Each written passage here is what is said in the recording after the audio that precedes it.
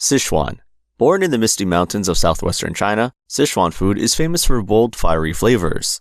The cuisine developed over 2,000 years ago, but the spicy style we know today actually came much later, after chili peppers arrived from the Americas in the 17th century. Before that, Sichuan cooks used native peppers for heat. The key ingredient is the Sichuan peppercorn, which creates a unique sensation called mala, which means numbing and spicy. Sichuan chefs love layering flavors: sweet, sour, spicy, and salty, all in one dish. The most iconic dish is mapu tofu, soft tofu in a spicy sauce with ground pork, chili oil, and peppercorns. Another classic is kung pao chicken, stir-fried with peanuts, dried chilies, and vegetables in a sweet and spicy sauce. And the famous Sichuan hot pot, where you cook meat and veggies in a bubbling vat of spicy oil. The hot pot is red, oily, and packed with chilies. It's an experience. Other popular dishes include twice-cooked pork and dan dan noodles, spicy noodles with a sesame paste sauce. Sichuan cuisine doesn't hold back. It's intense, aromatic, and unforgettable. Hunan. Often confused with Sichuan, but Hunan food has its own character. This style emerged from China's agricultural heartland, where wet rice farming has been practiced for thousands of years. The region's humid climate means people actually eat spicy food to stay cool. While Sichuan is numbing, Hunan is ganla, or dry spicy. They use fresh peppers instead of dried ones, and they don't use the numbing peppercorn. Chairman Mao's favorite dish was Hunan-style braised pork, called hongshao rou, thick chunks of pork belly braised in soy sauce, sugar, and spices until they melt in your mouth tender. Another signature is steamed fish head with chopped chilies. It looks dramatic and tastes incredible. Hunan people also love stir-fried dishes with fresh chilies and garlic. Everything is fresh, hot, and straightforward. Cantonese. This is what most Westerners think of as Chinese food. Cantonese cooking comes from Guangdong province in the south, including Hong Kong. It's one of the oldest Chinese culinary traditions, shaped by the region's access to the South China Sea and its role as a major trading port. Cantonese merchants spread this cuisine worldwide through emigration. The philosophy here is completely different: light, fresh, and delicate. Cantonese chefs believe in letting the natural flavors shine through. Steaming is the preferred cooking method. Dim sum is the crown jewel of Cantonese cuisine. Small bite-sized dishes served in bamboo steamers. Har gao, shrimp dumplings with translucent wrappers. Shou mai, pork and shrimp dumplings. Cha sha bao, fluffy steamed buns filled with sweet barbecued pork. The list goes on. You'll see windows full of crispy pork belly and glossy roast duck, and a lot of seafood since they are on the coast. Cantonese cooking is about technique and freshness. No heavy spices needed. Shandong. This is the cuisine of emperors. Shandong is in northern China, and it's one of the oldest and most influential regional styles. As the birthplace of Confucius, this region developed refined cooking techniques over 2,500 years ago. Shandong chefs served in imperial kitchens and influenced court cooking throughout Chinese history. Shandong cooking emphasizes seafood, soups, and braising. The dishes are salty, crispy, and tender. One famous dish is sweet and sour carp.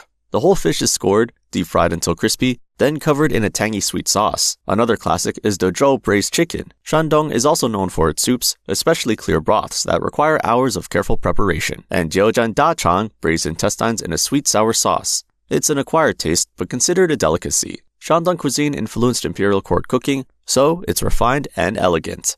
Jiangsu and Zhejiang. Along the eastern coast you find Jiangsu and Zhejiang cuisines. These are often called the elegant styles. Jiangsu food is famous for its visual beauty and sweet, balanced flavors. A classic dish is lion's head meatballs, which are large, tender pork meatballs simmered in a light broth.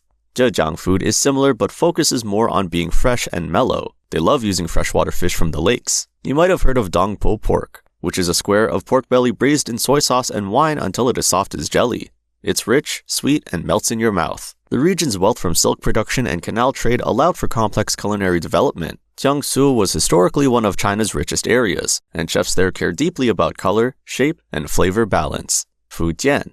Located on the southwestern coast, Fujian food features lots of seafood and soups. Fujian people have a long history of maritime trade and emigration, taking their cooking traditions to Taiwan, Southeast Asia, and beyond. Many dishes traveled with Fujianese merchants along ancient sea routes. The cooking is light but rich in umami flavors. Fujian chefs are masters of soup making. They use stocks and broths as the base for almost everything. Buddha jumps over the wall is the most famous Fujian dish. It's a complex soup with shark fin, abalone, sea cucumber, chicken, ham, and more, all slow cooked together. The name comes from a legend that the smell was so good, even a Buddhist monk would jump over a wall to eat it.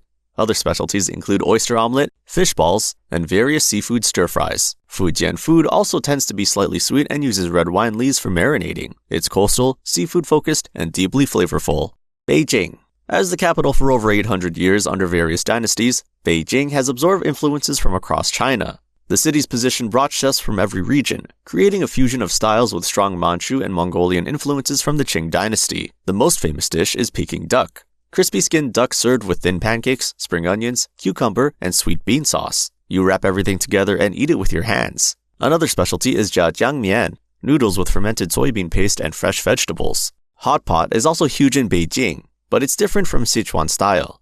Beijing hot pot uses a mild, clear broth, often in a special copper pot with a chimney in the middle. Lamb is the preferred meat. Beijing snacks are famous too. Jianbing, a savory crepe, tanghulu, candy fruit on a stick.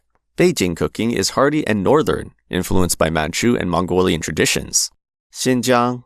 If you travel further west to places like Xinjiang, the food changes completely. This is the Silk Road influence. Xinjiang is home to the Uyghur people, and the cuisine reflects Central Asian influences. For centuries, this region was the crossroads where East meets West, where caravans traded spices, and where Persian, Turkish, and Chinese cultures merged. Lamb is the star here, along with cumin, chili, and hand-pulled noodles. Lamb skewers are everywhere. Chunks of lamb grilled over charcoal, seasoned heavily with cumin and chili. Lagmen is hand-pulled noodles served with stir-fried meat and vegetables. Big plate chicken or da panji is a spicy stew of chicken and potatoes served over noodles. Polo is a rice pilaf cooked with lamb, carrots, and spices, similar to Central Asian plov.